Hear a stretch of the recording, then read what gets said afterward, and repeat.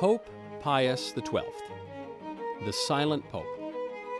That's what some polemicists have called him, and it's therefore how history has largely remembered him. The Pope that could have stood against the Third Reich, but remained silent.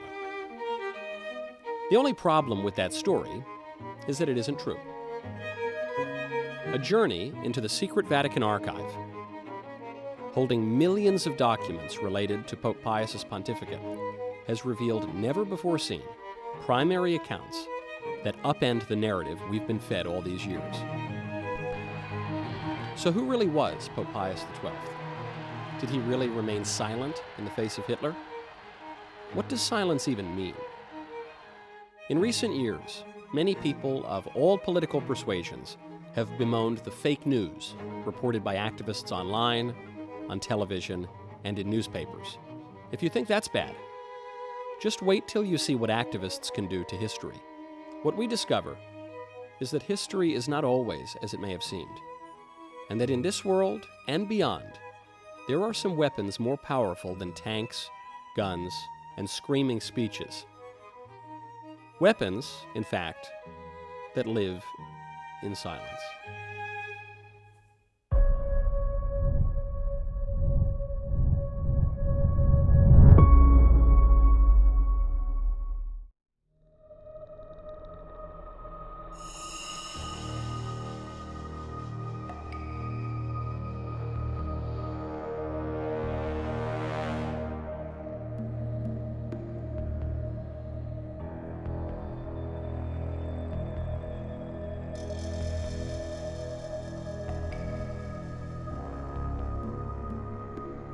Pope Pius XII and Hitler, two men intimately involved in the intense drama of the Second World War. The hatred, despair, and the death of millions.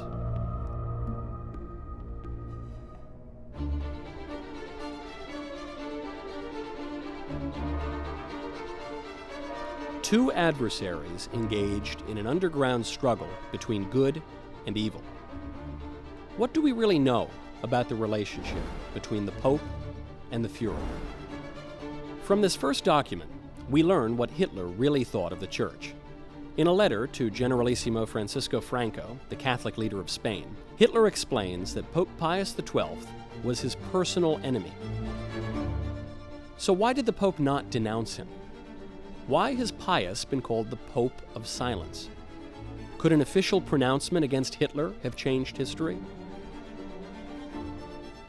On March 2nd, 2020, Pope Francis announced the opening of the Papal Wartime Archives. Quindi, con la stessa fiducia dei miei predecessori, apro e affido ai ricercatori questo patrimonio documentario.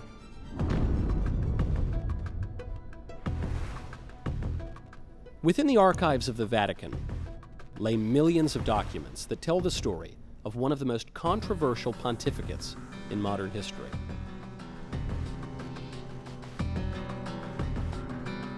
Monsignor Sergio Pagano has for years been the prefect of the Vatican Apostolic Archive, among the world's most highly protected stores of knowledge. Ci troviamo al bunker sotterraneo costruito da Paolo VI, ma abbiamo un archivio molto grande e ricco perché si riflette il governo di tutte le diocesi del mondo. È l'archivio privato del Papa. Private files of Pope Pius XII have been kept in secret for decades. Noi abbiamo lavorato almeno 12 anni per preparare questa apertura, perché abbiamo dovuto schedare tutto, inventariare tutto, vedere tutte le carte una per una. I'm Johan X. I'm the director of the Historical Archive of the Secretary of State. I work since 12 years here, and we have about more than 1.5 million documents already digitalized and accessible now in this study room. Tutti gli studiosi del mondo possono venire e vedere tutto quello che c'è. You have to read everything and go over it. Sometimes it is shivering, the result of the reading, because these reports, they are really devastating for your own conscience. You cannot remain indifferent anymore. What do these archives reveal about the Pope's true motivations? And what do those motivations reveal about the truth of recent historical narratives? To find the truth, we have to go back to the time when it all began.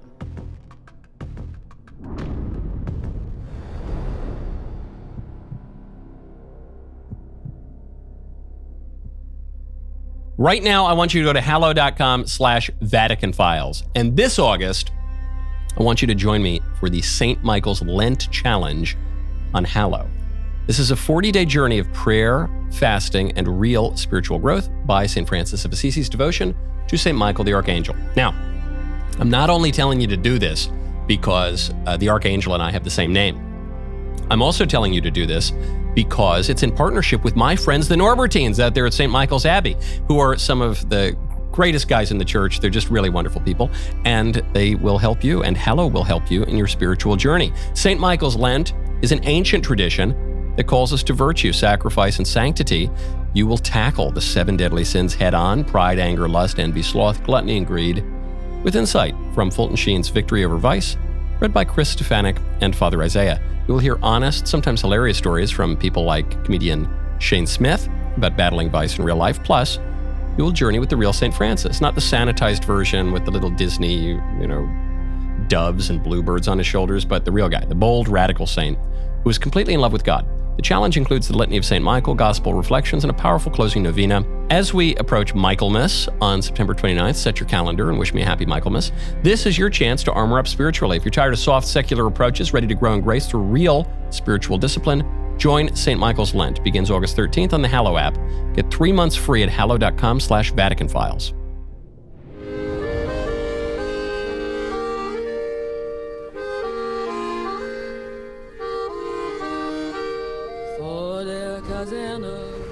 Vor dem großen Tor steht eine Laterne und steht sie noch. Germany's completely transformed since the First World War.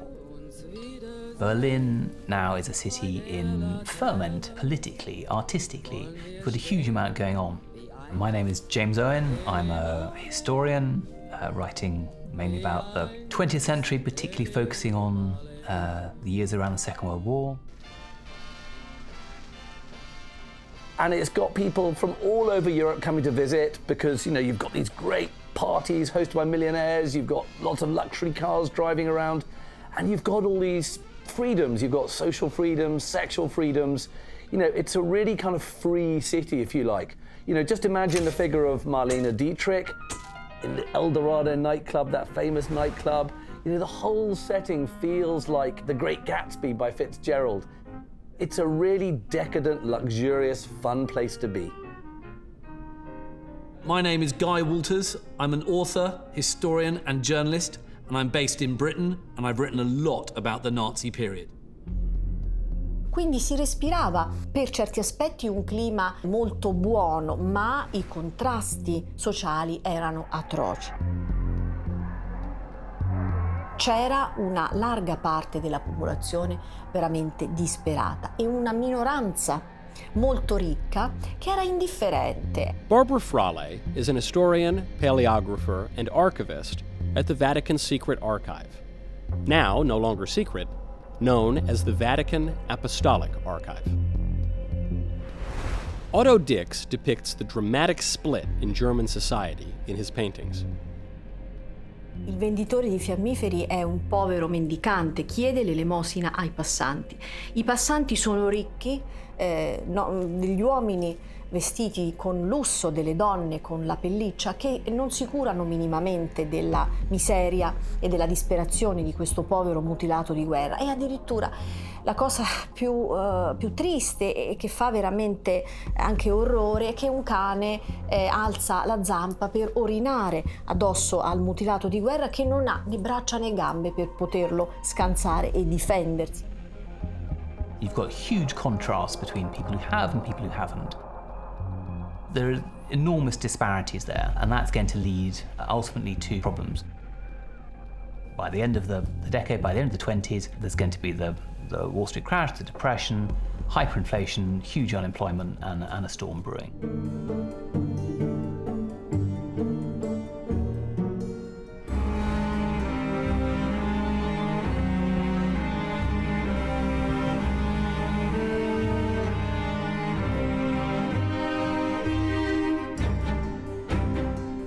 Germany after the First World War has to accept these really humiliating conditions. She suffers this great loss of territory, she's stripped of her colonial empire, her military apparatus is dismantled.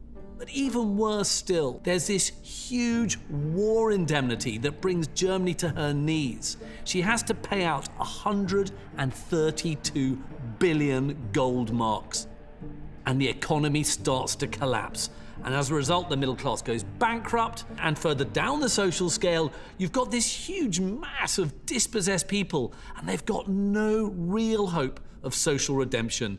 This is horrific. I think it's obvious that the situation in Germany led to the birth of the Nazi Party.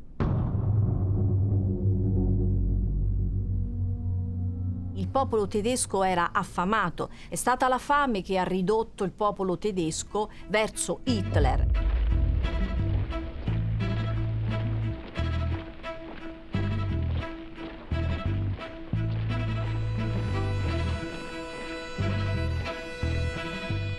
And eventually, democracy started to collapse. My name is Frank McDonough. I'm a professor of history. I've written numerous books about the Third Reich and the rise of Hitler.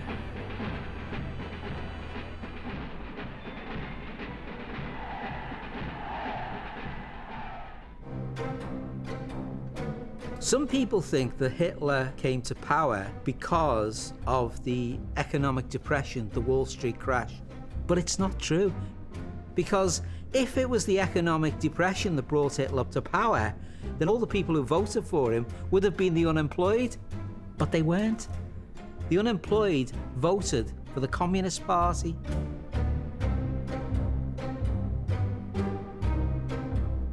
Hitler's party was more about dissatisfaction with the democratic system, dissatisfaction with the Versailles Treaty.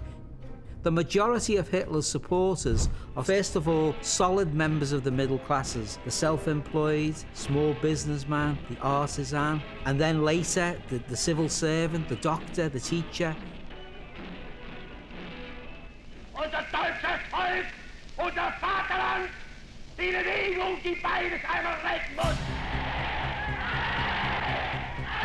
As the struggling German people sought an explanation for their despair, Hitler gave them an answer and a scapegoat: the Jews. Hitler doesn't blame the military defeat on the supposed military inferiority of the German army.